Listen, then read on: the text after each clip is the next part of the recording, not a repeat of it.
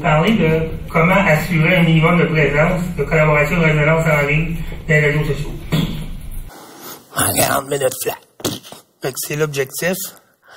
La collaboration, c'est aussi pas évidemment qu'on parle souvent de collaboration, on pense à entre les clients puis vous autres, vos consommateurs puis vous autres. Mais moi, je parle de chacune de vos équipes aussi, faciliter ça, sinon on a trop ses épaules. Je suis le président, j'ai pas de temps, j'ai pas des petits trous à faire. C'est ça aussi la collaboration. Puis la résonance, pour à chaque fois qu'on fait une petite affaire, c'est comme une roche dans l'eau pour qu'il y ait plus de résonance possible, sinon ça devient juste comme pas une bouteille à la mer, mais une bouteille sur une tablette avec un mot dedans. Ça donne pas grand-chose. Alors, c'est ce qu'on va voir. On va parler de ces 5 affaires-là, comment ils peuvent marcher ensemble, puis comment ils peuvent vous aider. Ces 5... Facebook, Twitter, Pinterest, Pocket, IFTT. Facebook.com, Twitter.com, Pinterest.com, GetPocket.com, IFTT.com. Et en gros, ces 5-là, c'est sûr qu'il y en a d'autres, il y a YouTube, il y a tout ça, mais juste une base, là, se faire une assise. Facebook, c'est parfait pour fidéliser. Je trouve que souvent, on demande à Facebook d'essayer de convertir des gens, mais c'est surtout une place tripante quand le monde est déjà en relation pour les garder en vie et les fidéliser. Au niveau social, c'est parfait. Twitter, c'est kick-ass pour faire agir now. Pinterest, c'est tripant pour montrer. On a souvent un produit, des choses à montrer, puis ces deux-là sont plus forts avec des mots. Surtout Twitter, même s'il permet des images, il pense mots, il est géré mots, puis Pinterest arrive comme un pendant un peu, si on veut, à Twitter en étant aussi visuel, puis est un peu plus féminin, ça fait qu'il dans les personnes qui suivent, ça nous permet d'ouvrir là-dessus. Pocket, on va le voir tantôt, Pocket nous permet d'éditer toutes sortes de choses qu'on veut voir, puis savoir où les mettre après. Puis FTT, ça permet d'automatiser tout ça. Quelques généralités sur la communication des réseaux sociaux. Parce que c'est pas, et en parlait Lionel, c'est tout ça, mais pour moi c'est trop important pour pas le redire. C'est pas pareil comme rien d'autre. C'est très compliqué. C'est facile de se tromper, mais c'est facile de se corriger. Fait que c'est tout ça, là. C'est comme, c'est un monstre, ça fait peur, mais c'est pas grave, c'est moins grave. Tu sais, quand t'envoies une brochure, puis t'es parti, puis c'est pas ça que tu voulais dire, t'es fait. Mais là, tu as dit quelque chose que t'aimes pas, tu peux l'arranger, tu peux en commenter, tu peux le ramasser. Alors, il y a cette notion-là aussi. C'est facile de se tromper, c'est facile de se corriger. La notion aussi très importante dans toutes les communications des réseaux sociaux, c'est de comprendre que c'est pas l'attention achetée. Si on achète une annonce, un radio, un truc, quelqu'un, on achète l'attention de quelqu'un. S'il nous écoute pas, on achète pour le redire jusqu'à temps qu'il nous attend. Mais dans les réseaux sociaux, c'est l'attention méritée. C'est qu'il faut qu'on mérite l'attention, on peut pas l'acheter. On peut pas dire, hey, ça me coûte combien pour que tu viennes sur ma page Facebook. Non, quoi qu'il a l'air de même, c'est à côté de la traque.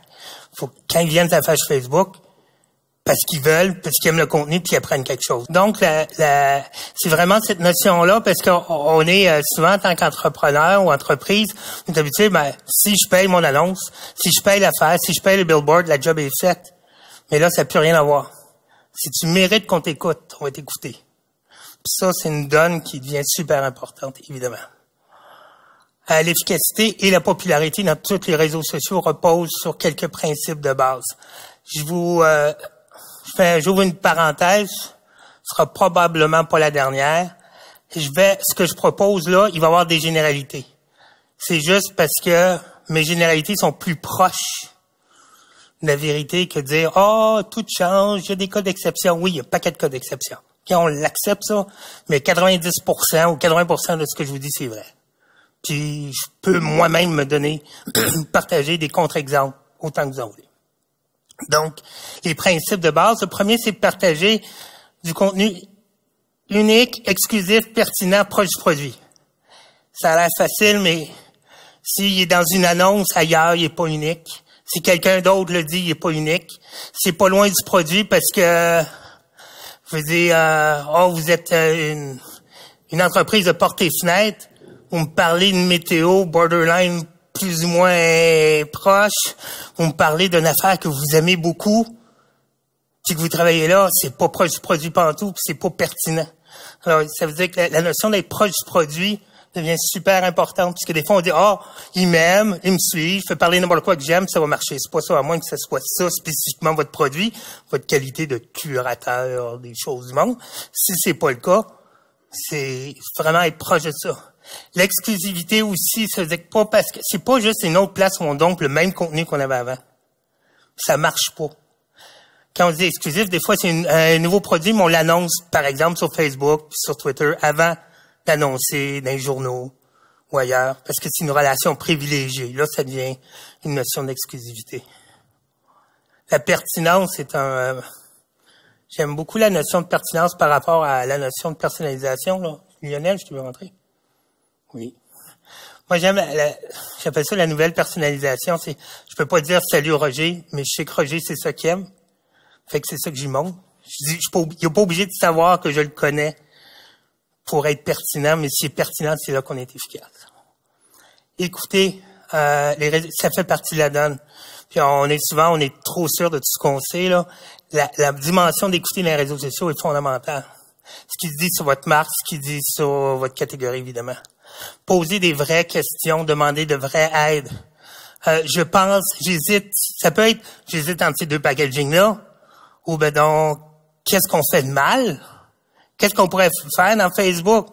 Comment est-ce que mon entreprise pourrait être meilleure pour toi?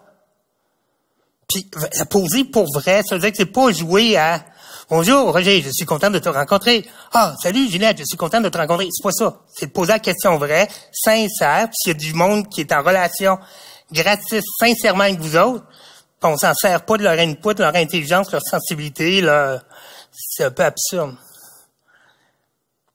Dans les réseaux sociaux, si on parlait de live ce matin, c'est essentiel de répondre vite. C'est là qu'il vient sans doute la plus grosse pression dans la gestion des réseaux sociaux, c'est répondre vite aux compliments, aux feedbacks, aux critiques. C'est pas un truc qui traîne, parce que si ça traîne, tu tues tout l'effort de la conversation, la proximité que tu as essayé de mettre. J'ai eu un commentaire, j'ai rien dit, j'ai eu un compliment. Je veux dire, merci. Ça devient comme super important. Je pense, et ça fait partie du shift important dans l'industrie en général, c'est qu'il n'y a plus la même notion de concurrence. Il y a une notion de coopération. Tu parlais, Lionel, tantôt d'alliance, puis de partage. Mashup, ça peut être commun. C'est toute une tendance qui est là qu'on ne peut plus être juste contre, puis dans un silo, puis contre les autres. Puis il y a un truc qui marche très bien, puis qui est important. Il y a des joueurs clés. Mettons, RDS, les sites le Canadien sur quelque chose qu'ils ont fait. Ça y enlève rien, mais c'est un joueur clé, puis ils se reconnaissent mutuellement. Quand si je donne une conférence, puis j'ai un concurrent qui dit « Hey, j'ai assisté à une bonne conférence de Martin », il aide un joueur clé du milieu, il m'aide pour vrai, moi je suis content qu'il m'ait aidé, on a une relation, c'est bon pour lui, c'est bon pour moi, et non pas il est en train de dire que je suis meilleur que lui, ça fait qu'il est plus bon. On n'est plus là, on n'est plus dans ce monde-là. Puis identifier des fois des joueurs clés, puis comment est-ce que vous pouvez, à travers les réseaux sociaux, les aider, bien un élément intéressant. On a eu la discussion encore récemment, par exemple sur Facebook, tu peux acheter des amis. Ce que je veux dire, c'est like ma page et court la chance de gagner un char. J'achète un ami. C'est quelqu'un qui est pas mon ami, qui like ma fanpage. Je l'achète, ça vaut rien. Parce qu'il m'aime pas pour la bonne raison. J'ai juste un chiffre artificiel. Il y a bien du monde qui me like. Non, il y a bien du monde qui like gagner les chars. C'est tout ce que tu sais. Mais tu sais pas le monde qui aime ta marque. C'est pas le monde avec qui tu as des relations, t'as pas d'engagement, etc. après. Mais une fois qu'ils sont là, le contraire est pourtant vrai. Je n'achète pas, mais est-ce que je peux récompenser ceux qui me connaissent? C'est vraiment ceux avec qui j'ai une relation. Ce travail-là, dans ce sens-là, fait beaucoup plus de sens. Avec les personnes qui si je donne une exclusivité à tout le monde qui est fan, déjà là, de quelque chose, dans mon magasin, ça peut être une information, ça peut être de l'argent, n'importe quoi, mais ce cadeau-là, où je récompense des gens, soit pour une action aussi générique que d'être fan ou une action spécifique, qui nous ont donné un coup de main sur une position spécifique, c'est les récompenser après, puis dire « Wow, merci, tiens, je te donne ça, je vous donne ça. » Et non pas s'en servir comme appât. Là, ça, c'est nourrir la relation. Dans il y avait 5 sites tantôt? Il y a 3 sites qui sont visibles par vos clients. Il y en a 2 qui sont non visibles, puis qui vous servent pour mettre tout ça ensemble. On va parler des 3 visibles. La première chose, évidemment, dans ces trois-là, c'est positionner votre marque, votre entreprise, votre équipe. C'est trois choses. On oublie souvent, puis on fait juste la marque ou l'entreprise selon la taille d'entreprise. Non, on parle du logo, la valeur de l'entreprise, la marque, mais aussi l'équipe. Ces trois dimensions-là, parce qu'en réseaux sociaux, on est en relation avec du monde, on n'est pas juste en relation avec un logo. Une entreprise, c'est le fun parce que c'est quelqu'un qui a des valeurs sociales. De plus en plus, en achetant ou en étant, on n'est plus en relation avec Nike, on est en relation avec l'industrie, l'entreprise qui engage du monde qui a des valeurs ou qui en a pas. Puis l'équipe. Alors ça, c'est une donne, évidemment. Sur Facebook, spécifiquement, dans une poussée narcissique, je vais vous montrer des exemples de comment. Alors, Facebook, quand on a une fanpage, ça veut dire que vous avez toute une page individuelle et vous pouvez avoir une page, évidemment, de compagnie qui s'appelle une fanpage. Je parle juste de ça, je parlerai pas d'événements là, mais juste ça. Pourquoi être sur Facebook en tant qu'entreprise? Oui, c'est un leader mondial encore, aujourd'hui. Je sais pas pour combien de temps, là, tant qu'à moi, mais encore pertinent, 2-3 ans certains. Ça permet de fidéliser et non pas nécessairement d'acquérir. Il faut juste le comprendre aussi. Là, on veut avoir plus de fans, mais la force de Facebook, c'est fidéliser les fans, les ambassadeurs, puis les membres. Ça permet de converser, d'avoir ces dialogues-là, de poser des questions beaucoup plus que d'autres. Hey, si tu cours ce nouveau produit-là, faire un sondage, d'envoyer d'avoir cette conversation-là immédiate. C'est aussi un des bons encore pour raisonner puis recommander. Ça veut dire que quand je mets un contenu sur Facebook, avant sa mort, mettons, il va réussir à être la moitié, mettons le quart du temps, il va être vu sur ma page, la moitié de ce qui reste, ça va être lu dans le wall de tout le monde qui a aimé ma page. Puis l'autre partie, ça va être sur d'autres walls du monde qui n'ont pas aimé ma page, mais qui ont vu les commentaires de mes fans. Ou qui ont liké. Ça veut dire que ça rebondit facilement. C'est une place où il y a un commentaire. Si moi je like, je suis membre, vous montrez votre nouveau produit. Je vais sur la page, je fais clic. J'ai une chance sur, mettons, moi simplifier un tiers. Là. Je vais sur la page, votre page, puis je le découvre là, puis je dis je l'aime. Là, ça passe à mon wall. Fait que le monde qui me suit, moi, ont des chances de le voir. C'est 17%, c'est une affaire de calcul puis de maths, là. Mais ils vont le voir. Puis eux autres, quand ils vont dire, oh, wow, c'est ça, puis ils vont le voir, puis ils vont commenter dessus, là, d'autres mondes vont le voir. C'est-à-dire que la moitié des gens qui vont voir le contenu, c'est pas du monde qui like ou qui sont en relation directe, mais qui sont en relation avec quelqu'un qui aime mon contenu. Fait que c'est à cause de ça, la puissance de résonance de Facebook. Tu sais, il n'y a pas autant sur les autres médias, il n'y a pas autant de relais que sur Facebook, à ce niveau-là. Puis il permet aussi de Facebook une profondeur historique, c'est-à-dire qu'avec la nouvelle fonction de Facebook, il y a la notion de timeline, puis pour les entreprises, je trouve ça très intéressant de pouvoir donner une belle place, l'historique de toute entreprise, c'est-à-dire de reculer, on a fondé ça, puis les points tournants. C'est une belle place, puis c'est un ajout fun, intéressant, où les gens peuvent s'amuser là-dessus. La fanpage, ça veut dire qu'en soi, une fanpage, elle peut contenir photos, vidéos. C'est surtout une place pour échanger. On s'attend aujourd'hui qu'une marque qui soit, comme on s'attendait avant qu'une marque soit sur Internet. T'sais. À un moment donné, si tu vois une entreprise, tu cherches sur Google, il n'y a pas de site web, tu fais qu'est-ce que c'est. Puis là, tu vois sur Facebook, tu cherches l'entreprise, c'est pas là, tu dis qu'est-ce que c'est. Fait qu'il est rendu à peu près, là, il y a un minimum d'une présence là qu'il faut être, ou presque, avec la pression que ça demande. La page d'accueil elle-même, il y a le look de la marque, comme je disais, mais il y a une chose importante, c'est faire la promesse de la page et non du produit. C'est que des fois, on dit, je vais arriver sur Nike, mettons, ou Couche-Tard, puis il va dire, Couche-Tard, le plus grand réseau de dépanneurs qui dépanne. Okay? Mais ça, c'est pas à propos de la page. La page Couche-Tard, là où on offre des offres, on divulgue nos offres promotionnelles avant tout le monde. Alors, OK, la page, c'est quoi? La page, c'est quoi son rôle? Pas la marque. Pourquoi il y a une page? Pourquoi moi, je likerai la page? C'est quoi que tu vas dire? C'est quoi que tu te promets comme type de contenu-là? Je vais imprimer mon catalogue que tu as déjà vu ici. Ce serait pas une bonne idée. Évidemment, le lien vers les sites officiels et les autres choses. Facebook réagit beaucoup mieux sur la pertinence que la quantité. Ça appartient à Facebook. moins de présence, même si une par semaine, là, mais du jus, puis du contenu, puis du vrai. Toujours la pertinence avant c'est toujours as fast as possible, mais pas comme ailleurs. Facebook, parce que ça dure plus longtemps, puis c'est découvert plus tranquillement qu'ailleurs. À cause de la façon que Facebook est construit, la pertinence vraiment 100 fois avant la quantité. Ils n'ont pas tac, tac, tac, tac, tac, tac, tac, tac, tac, tac. C'est pas ça. C'est très, très, très bas. 250 caractères, c'est drôle, c'est juste une recherche récente qui vient de dire, quand tu affiches quelque chose, puis que ce soit n'importe quel texte, ou un texte qui accompagne une vidéo, où les gens vont lire jusqu'à 250 caractères sur Facebook. Après ça, trop long, je lis pas. C'est comme, en ce moment, le point de marque, ça a l'air, c'est une moyenne, mais c'est drôle. On dit toujours qu'il y a une limite de caractères sur Twitter, mais il y en a une aussi sur Facebook. C'est un long texte. Ça va en dessous de la marque, puis il faut que tu déroules. 250 caractères, ça passe. L'opportunité du timeline, comme je disais.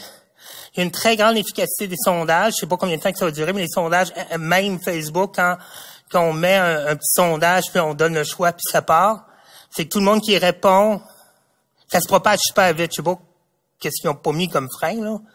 Mais quand on met un petit sondage maison c'est facile à faire sur Facebook. Ça peut être qui va gagner, n'importe quoi, un sondage par rapport à votre produit. Tout le monde qui répond, ça part dans leur wall, que le monde clique dessus puis ils peuvent répondre. Alors ça va très vite, ça se propage comme coûte rien à faire, puis c'est le fun, puis c'est une façon de rester en relation. C'est facile, c'est un contenu intéressant. Il y a des exclusivités évidemment pour les amis, comme je disais. Et je recommande, parenthèse, une page par langue. Si vous avez 2 marchés de 2 langues, vous avez aussi une page par langue par marché.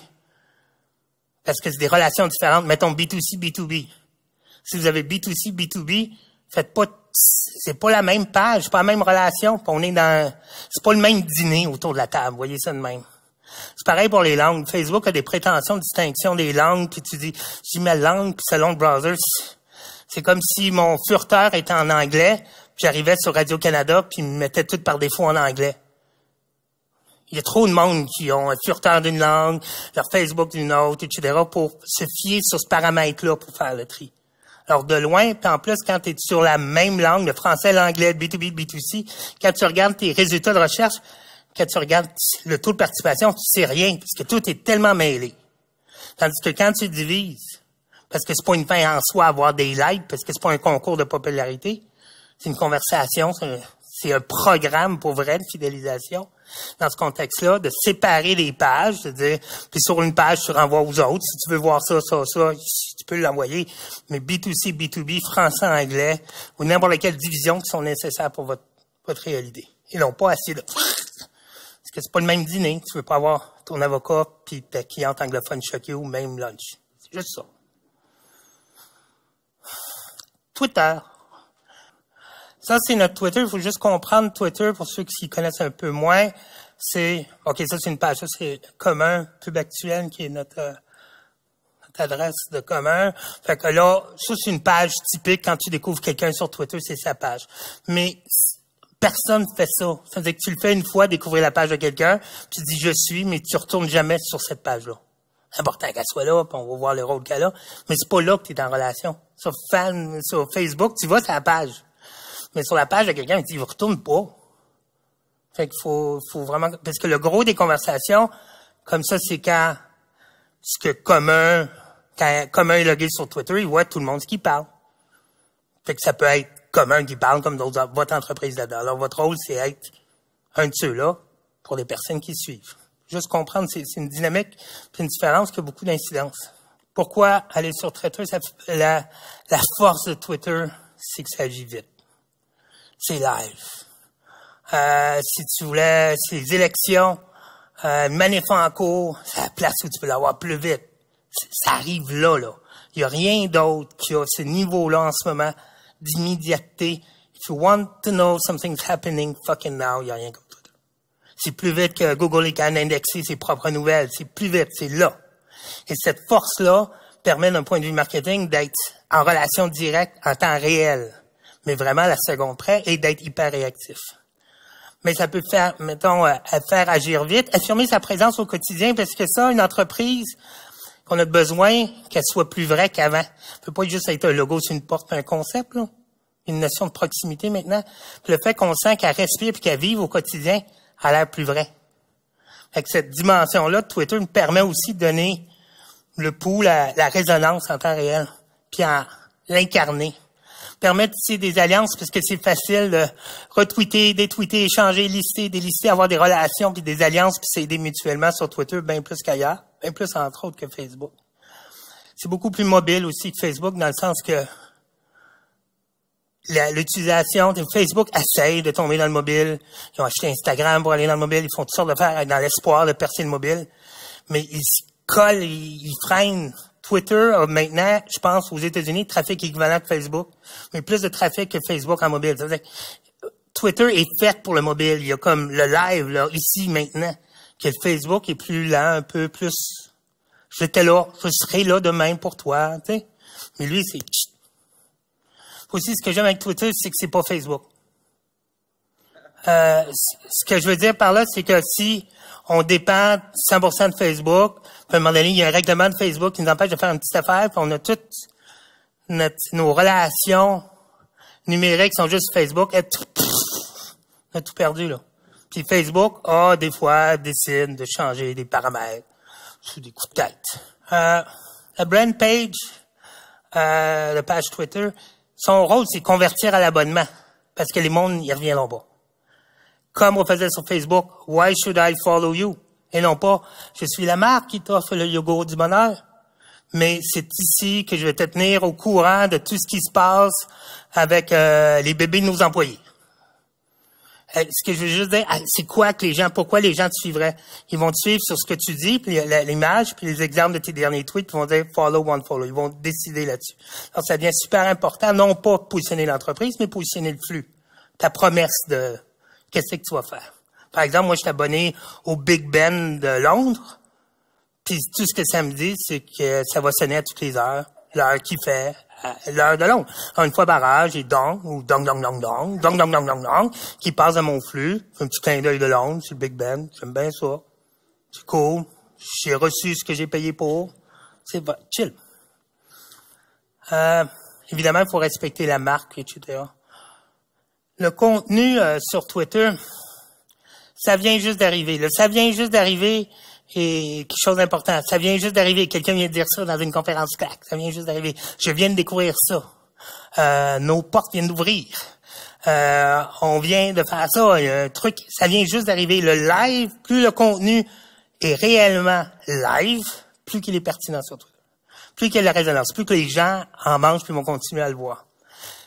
On dit traditionnellement qu'un tweet, la limite, c'est 140 caractères. Ça veut dire qu'après ça, tu peux pas, là, sur Twitter. Il te l'empêche pour pas que ce soit. C'est vraiment du micro-blogging. Moi, je préfère essayer de travailler avec 120 caractères. Parce que comme ça, quelqu'un peut te retweeter, puis tu perds pas ton contenu. Si tu retweets, ça prend RT, @ ton nom, tu sais. Son nom, ça veut dire que ça prend, mettons, 20 caractères. Puis là, tout ton texte est là au complet. Parce que s'il est trop long, juste 140 caractères, dès que quelqu'un le tweet, c'est le fun. C'est une bonne pratique, by the way, de mettre des liens dans les tweets. Le contenu, faire des RT puis des hâtes. J'ai mis un point devant le hâte. Le RT, c'est quelqu'un a dit quelque chose que vous trouviez cool, vous le répondez, ou le retweetez, RT, ça, juste. Lui, il vient de dire, quand je parlais de endosser quelqu'un qui est même valeur, ou un partenaire, ou whatever, ou quelque chose qui va dans le sens que vous dites, RT, c'est un geste live, c'est cool.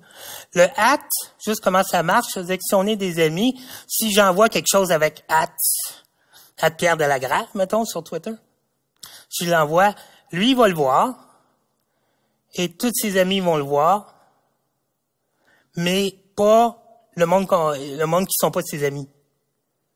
Je sais pas si c'est pas, le monde qui me suit, ils vont pas le voir. Ce que j'ai dit à lui. Mais lui, il va le voir, puis ses amis vont le voir. Mais si je veux que ça soit su que je suis chum avec Pierre Delagrave, je mets un petit point devant le @ Là, le monde qui me suit aussi, ils vont savoir que je dis à Pierre Delagrave va le voir et ses amis aussi. C'est un petit truc sympathique. Des fois, on veut pas, des fois, on veut, mais le petit point. Il est possible aussi d'avoir des données automatisées. Je vais vous donner des exemples tantôt qui permettent de garder en vie un Twitter. Puis évidemment, dans ce cas-ci aussi, avoir des exclusivités pour des abonnés. Il y en a d'une façon très promotionnelle, C'est juste sur Twitter, quelqu'un vient dans ma boutique, il a d'ici 10 minutes, puis il dit hashtag patate, puis il y a 50 piastres off la friteuse. Tu sais, il y a comme des affaires comme ça, qui sont juste des exclusivités. Même s'ils vont pas, ils disent je suis choyé d'être en relation intime avec la marque. C'est pas juste, tu sais, il y a quelque chose de proximité, de valoriser la relation. Pas juste s'en servir en one way, mais vraiment la valoriser. Le chiffre magique, ça a l'air environ de 4 tweets à l'heure comme limite. Ça veut dire qu'après 4 tweets à l'heure, les chiffres, encore là, c'est une généralité, au-delà de 4 tweets à l'heure, le taux de clic des liens baisse d'une façon dramatique, mais pas jusqu'à 4 tweets. Un tweet à l'heure, un tweet par jour, 4 tweets, ça change rien. Mais après 4, ça, c'est un maximum. Des fois, on pourrait penser on va vous dire comment générer autant tout de suite après, là. Mais ça a l'air beaucoup, mais quand quelqu'un qui suit en moyenne 150 personnes, qui parle aussi, si vous tweetez une fois par jour, vous êtes un parmi 1000, puis j'espère qu'il va tomber sur Twitter quand vous êtes là. C'est juste, mais tu peux pas te répéter. Parce que Twitter veut pas que tu te répètes. Tu dis le même tweet 2 fois, Twitter, technologiquement, t'empêche de le faire. Parce qu'ils veulent ça cool. Le 4 à l'heure, c'est un maximum, puis il perd pas d'efficacité, puis il est intéressant. Comme, il y a aussi les listes. Les listes commencent, je sais pas où est-ce que ça va évoluer, mais c'est important dans un compte Twitter. Tu peux avoir des listes, c'est-à-dire des listes de personnes que tu suis, puis des listes aussi des personnes qui suivent. C'est-à-dire que comme un est suivi par du monde, puis nous autres, par exemple, on a 2 listes, ils ont parlé de nous, j'en parlerai tantôt, puis nous, qui la liste des personnes qui travaillent chez Commun, leur Twitter à eux autres. Ça, c'est une façon de se servir, nous autres, en B2B, en tant qu'Arrounds, puis de se servir comment est-ce qu'on sert des listes. Mais les listes, c'est donc associé à votre compte, et vous pouvez vous retrouver dans plein de listes, comme vous pouvez avoir un paquet de listes. Et ces listes-là parlent. Ces listes-là permettent de reconnaître des fans ou des clients, comme nos meilleurs amis qui sont sur Twitter, puis t'es là, ils sont contents d'être là. C'est une valorisation simple, puis quelqu'un peut suivre tes fans, puis c'est cool. Une liste d'experts dans ton truc, tu dis, OK, le monde qui parle d'une façon experte de ma catégorie, voici ce qu'ils disent. Alors, toi, t'es pas obligé d'en parler tout le temps de l'expertise de la plomberie XYZ, mais ça t'intéresse, ça, c'est mes experts que moi j'ai reconnus sur Twitter. Là, tu y vas, puis tu peux les suivre. Ça fait que t'offres un service, puis tu crées des alliances, puis la reconnaissance aussi là-dessus. Puis une liste aussi, comme j'ai fait, de votre équipe, si possible. Souvent, minimalement, de votre équipe qui s'occupe de votre présence pour humaniser. Ça peut être une personne qui parle au nom de votre compagnie, ça peut être plusieurs personnes. Puis s'il y a plusieurs personnes, de l'avoir là, c'est juste, ça humanise le fil Twitter, puis ça me permet aussi de développer des liens. Faut pas avoir peur, parce qu'on était avant dans une autre culture, on dit, je vais pas dire qui travaille chez nous puis qui est bon en ligne, mes concurrents, les experts, ceux qui m'aiment. Non, on n'est plus dans ce mindset-là. Ceux qui n'ont, c'est comme, on est rendu à une étape où c'est plus en ouvrant, en partageant, ça devient profitable pour chacun et non pas juste, parce qu'on ne peut plus être profitable et étant isolé. Pinterest. Ça, c'est le Pinterest de commun. C'est un paquet de ceux qui connaissent pas ça encore. C'est vite fait. C'est une place où on peut archiver facilement des images sous divers, ils appellent ça des boards, c'est des collections d'images. Ici, c'est des bonnes pubs, pas les nôtres, celles qu'on a vues ailleurs. Ça sera beau au point de vue de design, qu'est-ce qu'on trouve edgy, puis qui est pas encore digeste, mais qui est vraiment cutting edge. Notre logo ailleurs, parce notre logo, c'est diagramme de veine, ça fait qu'on joue toujours avec, ils ont copié notre logo. C'est Mastercard a copié notre logo. On s'amuse, là. Puis ça, c'est sur nos projets. Puis il y en a d'autres, puis il peut y en avoir autant que vous voulez. Pinterest, comment ça marche? Essentiellement, c'est comme ça, c'est de nos projets. Alors, là, les projets sont là, on clique dessus, on va sur la page d'où l'image vient. Les gens peuvent commenter, repiner, aimer, etc. Puis ça devient comme... C'est un outil social visuel. Quand tu es un utilisateur, là, tu vois toutes tes activités, quelqu'un t'a suivi, ou a liké, ou a commenté n'importe lequel de les trucs que tu as mis dessus. Alors ça fait le fun. Ça, c'est les Pinterest que toi tu suis, ou les mots-clés que tu cherches, puis là, tu vois les résultats dessus. Tu peux encore une fois cliquer, partager, commenter, puis ça devient vraiment un outil social. Pourquoi Pinterest? Pour montrer son offre. On dit toujours que le web, ça devient de plus en plus visuel puis sonore. Sonore, on va voir. Je pense qu'on va encore prendre un an ou deux. Mais pour ce qui est du visuel, il est là, les gens attendent qu'on leur fournit pas encore. Sur Twitter, on les sur Facebook, on les les vidéos sont petites, faut cliquer des fois pour voir les photos. C'est connu. Pinterest, c'est super visuel. Puis si on veut montrer des offres, montrer sa culture, à un moment donné, on a c'est juste dire what we stand for. Des fois, tu une mission d'entreprise. Non, tu dis grande cause, puis tu mets juste des photos des causes que t'aimes, que t'appuies, puis ça vient juste comme c'est ça visuellement la valeur d'entreprise. Tu cliques, puis tu l'as en face. C'est c'est en croissance folle, là. Pinterest, c'était avant surtout do it yourself crafts, des femmes qui bricolent à la maison. Mais là, ça s'en vient dans toutes les sphères, ça explose d'une façon très intéressante. C'est aussi mobile, un peu moins que Twitter, mais c'est très mobile. L'application marche bien en mobile. C'est aisément collaboratif, puis ça, je vais y revenir. Collaboratif, ça veut dire que vos employés peuvent participer à vos Pinterest bien plus facilement qu'ils peuvent participer à votre Facebook. Il n'y a pas de limite aussi. Tu sais, je montrais 4 boards là, il peut y en avoir 150 boards, c'est pas grave. Puis les gens peuvent suivre, s'abonner à un de vos boards, à tous vos boards, à juste ce bout-là, aimer cette annonce-là, cette image-là seulement. C'est très flexible et mou et intéressant. La page d'accueil de Pinterest est plus ou moins importante.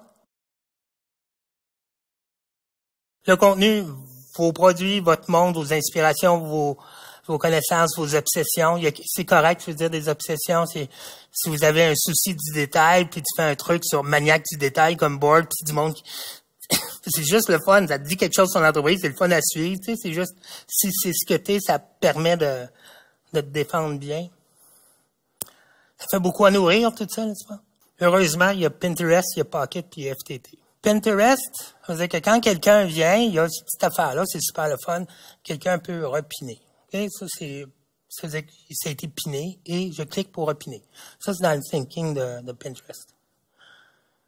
Puis quand je repine, moi, en tant qu'employé, qui peut être abonné aussi aux boards de commun, je peux, moi, en tant qu'utilisateur, votre employé qui est membre de Pinterest puis qui fait ses affaires tout seul, mais vu qu'il vous l'avez inscrit comme ayant le droit de piner pour votre entreprise, lui ou certains des dossiers de votre entreprise, vous choisissez cette personne-là, mettons, la vie de bureau. Tout le monde a le droit au bureau de repiner sur la vie de bureau. Fait que quand il voit une photo qu'il aime, qu'il veut repiner, il peut dire ça, je le mets dans vie de bureau, notre logo ailleurs, n'importe quoi. Il passe pas par moi. Tous mes employés peuvent, dès qu'ils voient un logo ailleurs, le piner, puis le mettre directement là. Moi, je fais rien là. Ça va directement. Pinterest. J'aime ça, la collaboration. Mais encore plus, sur Pinterest, il y a un bookmarklet. L'affaire que tu mets dans en haut, là, dans ton barre de navigateur. Ça existe à mobile, ça existe pour tous les navigateurs. Puis dès que tu vois sur une page des images, tu cliques là-dessus, et c'est bon pour tous les employés avec la même facilité. Et toutes les images, ça c'est Radio-Canada ce matin, toutes les images qui se retrouvent sur Radio-Canada peuvent être pinées. Parce que la personne était sur ce site-là. Alors, tu as un employé, ou toi, tu arrives, wow, c'est le fun. Pinette, je le mets là. C'est tellement facile pour ça. Puis ils viennent de collaborer facilement à votre présence en ligne. Puis vous dire, OK, ces employés-là, on leur permet de faire ça. Obsession du détail, on fait ça. On peut toujours les enlever après, tout ça. Il n'y a rien de grave, là. Mais donner aussi ce pouvoir-là, de dire, moi, notre présence en ligne dépend de vous, de chacun de vous. Ça devient aussi le fun en relation, en ressources humaines à l'interne, mais ça aussi, ça nourrit bien un truc comme Pinterest. Pocket, c'est Alexandre ici, Belkowski, qui travaille chez nous, qui a trouvé cette utilisation un peu particulière de Pocket. Pocket, c'est site officiel, c'est getpocket.com. Pocket était avant Read It Later. Ça veut dire que c'est quelque chose, tu voyais à un moment donné une page sur Internet, tu cliques, je veux le lire plus tard. Puis tu allais sur la page de Pocket, puis là tu voyais toutes les affaires que tu dis, je veux lire plus tard, tu cliques dessus, tu le lis, tu l'enlèves, tu dis, je l'ai lu, tu gères ça. C'est à ça que ça sert. Mais nous, chez Commun, on a créé un compte Pocket, puis on a donné l'accès à tous les employés. Donc, tous les employés, dès qu'ils se promènent, c'est ça que ça a l'air, là, une liste Pocket, c'est soit visuel, soit en ligne, là, on a deux choix, là, sur toutes les pages, à un moment donné, ça pourrait être intéressant, ça pourrait être intéressant, ça pourrait être intéressant. Tous les employés ont sur leur ordinateur, moi, je vais revenir là, C'est un petit bookmarket pocket. Alors, il voit quelque chose. Ah, il me semble que ce serait bon. Pff, là, il l'envoie dans le pocket. Fait que ça vient juste une liste. Tout le monde peut contribuer facilement à la même place, à partir de tous leurs ordi, du mobile, n'importe quoi, à nourrir à cette liste-là. Il me semble que c'est intéressant, ça. Puis là, il vient un rôle, dans notre cas, fait que la force de Pocket, ça nous permet de retenir les recommandations de pages. Ils sont pas publiés, ils sont juste listés dans Pocket, mais à une même place. C'est pas mon gestionnaire de communauté, c'est mon éditeur qui vient d'après. Puis il dit, ça c'est bon pour Facebook, ça c'est bon pour Twitter, ça c'est bon pour notre blog, ça c'est bon pour les emails, ça c'est bon pour notre LinkedIn. Parce qu'il voit tout ce qui est 10 minutes parfois. Il permet donc, et évidemment, la collaboration, parce que tout le monde, comme un Pinnet et un Pocket, c'est comme super cool. Tous les envoyés peuvent le faire. Ah oui, cool. Ça revient là. Ah, je le mets là. Ah, lui, je pense que c'est cool, puis tu peux ajouter un tag. Ah, peut-être cool pour Provigo. Puis là, tu peux donner des commentaires, mais n'importe qui peut participer, donc, et consulter cette liste-là en temps réel dans l'entreprise. Ça fait qu'il y a vraiment cette aisance-là de la collaboration. Parce que s'il n'y a pas d'aisance, elle se fait juste pas. Le monde a d'autres choses à faire que de collaborer, mais c'est deux petits pitons, un visuel et un page. C'est beau. C'est intéressant. C'est deux pitons. L'éditeur, parce que c'est vraiment comme ça, au fond, c'est ça, un éditeur, c'est un gars qui regarde tout le contenu puis qui décide comment, à partir de cette liste-là, il peut le gérer. À ce moment-là, il n'y a rien qui est perdu. Ou ça peut être gardé à l'interne ou envoyé dans d'autres réseaux. If this then that. Ça, c'est mon coup de cœur de l'année. If this then that, c'est s'il arrive ça, il va arriver ça automatiquement. Le ça, s'il arrive que j'ai quelqu'un de nouveau qui me suit sur Twitter, il va arriver ça sur Facebook. Tu sais, ça met possibilité de mettre des causes à effet à travers un paquet de plateformes. Ça permet de l'automatiser, ça fait que ça génère du contenu avec un peu moins d'effort. Là, c'est une partie de toutes les plateformes, puis ils font des liens entre toutes ces plateformes-là. J'en ai parlé de Facebook, puis Twitter, puis Pinterest, mais ça, c'est Facebook Pages par rapport à ta fait, n'importe quel feed RSS, quelque chose qui se passe sur Foursquare, sur Flickr, sur n'importe quoi qui est à RSS. C'est fou, là. Fait que tout ça qui prend peut faire agir quelque chose ailleurs. Alors, je vais vous montrer des exemples. Marche sous forme de recettes. Je vais vous montrer quelques recettes de commun. C'est tout gros de même, c'est clair, c'est reposant. If, ça c'est visuellement de même, mais on l'explique, c'est chaque fois qu'un de nos tweets contient le hashtag FB, parce qu'on sait qu'on le veut sur Facebook, on ajoute ça dans notre tweet, il passe sur notre page Facebook, avec un petit détail le fun, il enlève le hashtag FB. Ça fait moins têteux, parce que mettre des hashtags sur Facebook, c'est vraiment weird. Fait que ça l'enlève. Puis il dit, oh mon Dieu, on vient de dire quelque chose, mais on voulait que ça soit sur, là, live, t'ajoutes FB, puis ça se retrouve aussi sur ta page Facebook. Ça vient d'arriver live. C'est facile, tu l'ajoutes. À chaque fois qu'on, systématiquement, parce que c'est un fil RSS, puis c'est sur WordPress, chaque fois qu'on fait un billet de blog, ça envoie un Twitter, un nouveau billet de blog. Automatiquement sur Twitter. Pas besoin de penser à je l'étudie, là. S'il fait chaud, tweet. J'ai commencé ça l'année dernière, puis c'est très drôle, j'ai toujours du feedback. Dès qu'il fait plus que 23 degrés Celsius à Montréal, c'est des paramètres que tu peux donner, je tweet, lâchez vos ordis, allez dehors. En tant que président, c'est très drôle parce que tout le monde me lâche. Mais alors, c'est une condition qui peut être météorologique ici.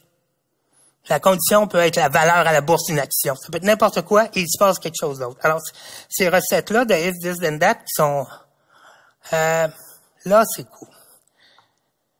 Si quelqu'un, un de notre gang, Python, notre logo ailleurs, il vient de mettre ça.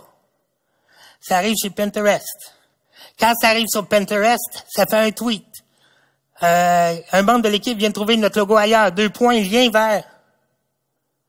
Et en plus, qu'est-ce que ça fait? Il y a une autre recette qui prend celui-là puis qui le met dans un album photo automatiquement dans notre Facebook. Tout seul.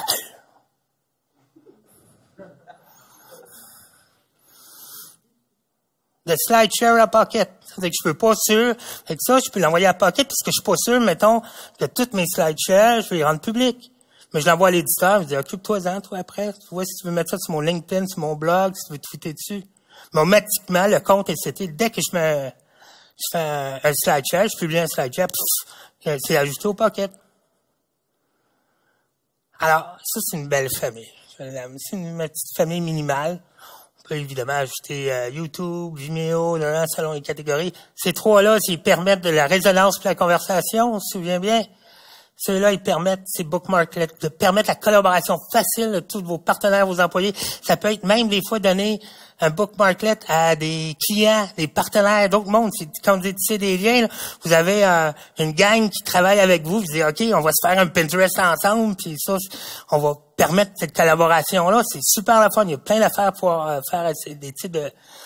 Puis ça, c'est un site qui permet, donc l'édition, les deux autres, c'est un site privé, personne, c'est pas public, là, vos liens là-dessus, ils sont privés. Fait que tout le monde peut les envoyer de vos employés, vous pouvez mettre là des trucs à considérer, parce qu'on n'est pas, quand on tombe sur un contenu, c'est pas nécessairement le temps de publier, puis j'ai pas le temps de rien. Tout le monde fait ça dans l'entreprise. Fait que c'est là, puis quelqu'un peut l'éditer, puis c'est super le fun.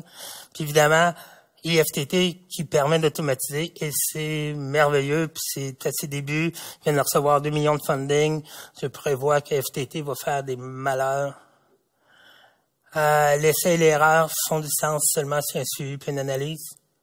Je me dis juste ça, là. On fait tout ça, mais on se pose des questions. Sinon, l'essai et l'erreur, c'est cool. Mais il faut qu'on s'arrête, qu'on regarde, puis qu'on se pose des questions.